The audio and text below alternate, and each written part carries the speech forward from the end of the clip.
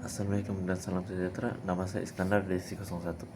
Jadi pada hari Kamis, eh, masa kelas DT itu kami masuk ke dalam lab 2.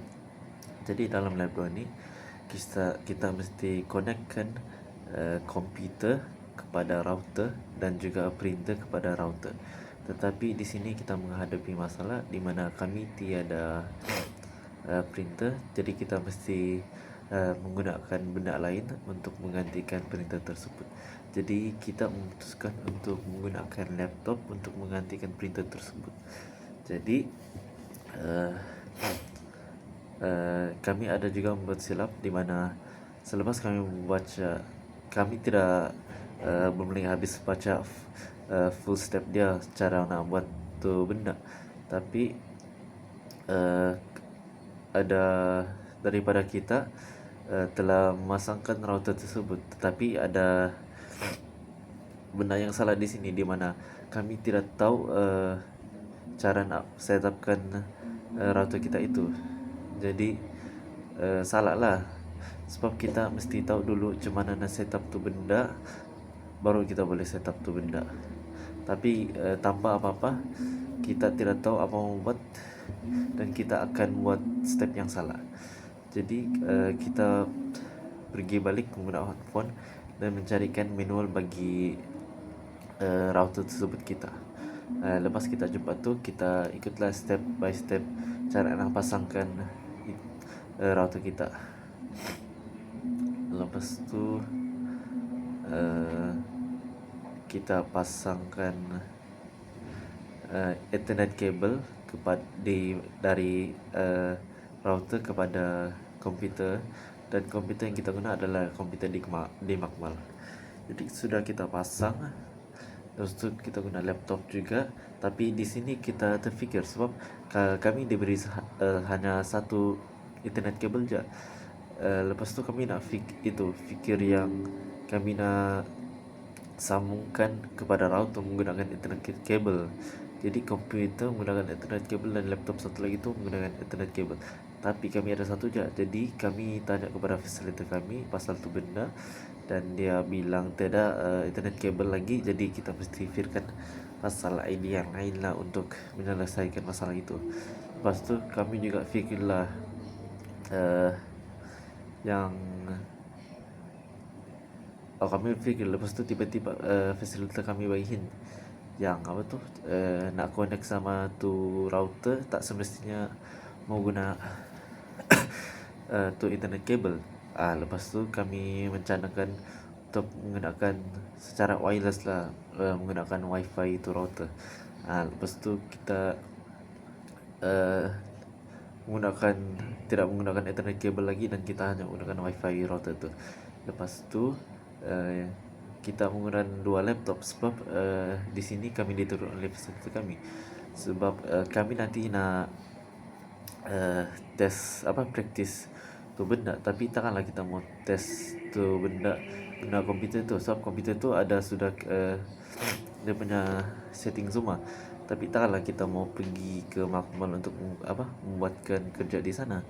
Jadi fasilitator kami tidak kasih lah, jadi kami disarankanlah untuk menggunakan laptop saja supaya lebih senang bagi kami lah menggunakan kami, supaya kami dapat praktis tu benda di bilik masing-masing.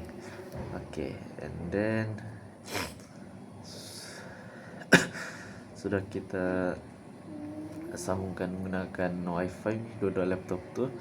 Lepas tu kita cuba ping test, tapi di sini ada masalah yang file data sharing tu tak dapat. Jadi kita tanyalah GBT itu, sebab masa dalam proses kita buat step by step ini di lab guide tu, kita juga minta bantuan dari ChatGPT, di mana kami minta pasal kenapa testing ini tidak jadi, dan dia dikatakan di mana firewall di laptop tu mesti off. Jadi kita off tu firewall, dan akhirnya kita berjaya membuat testing. Lepas kita buat testing lagi, kita tinggal satu lagi step di mana kita mesti lakukan file sharing ke satu laptop ke satu lagi laptop. Jadi di sini saya rasa tidak masalah karena kami telah disediakan video oleh seseorang rakan kita di C02, di mana dia telah sediakan video step by step dari mula sampai akhir yang data file sharing tuh. Jadi di situ tidak masalah saya rasa. Tetapi sepanjang kita melakukan aktiviti ini, saya rasa ada satu masalah di mana kami tidak bersatu padu lah, sebab kita macam berlenggang-lenggang. Ada yang tidak bagi pendapat orang tuh, ada yang diam-diam saja, ada yang tak buat kerja gitu. Jadi saya rasa ini sebab ketiadaan ketua lah untuk mengarahkan kita supaya kita bekerja itu dilakukan secara lancar dan secara teratur lah, secara tersusun. Oke, lepas itu saya rasa apa yang boleh dipelajari daripada hari ini adalah kami mesti bersatu padu dan berkongsi informasi antara satu sama lain supaya kerja kita boleh dilakukan dengan lebih cepat. Lepas itu kita juga mesti baca dulu semua maklumat yang kita kena bagilah. Jangan kita baca lepas itu kita buat terus. Kita mesti baca dulu full picture dia, baru kita boleh mula buat, supaya nanti kalau ada step-step yang ke depan yang kita mesti buat tapi kita tidak pernah, jadi ada masalah di sana. Jadi sebelum kita melakukan apa-apa, kita mesti baca dulu semua informasi yang kita dibagi. Lepas itu kita juga perlu berfikir secara luas lah. Jangan kita berfikir yang ini saja boleh, itu yang boleh dilakukan. Kita mesti berfikir perkara lain lah yang boleh menggantikan perkara yang tiada itu.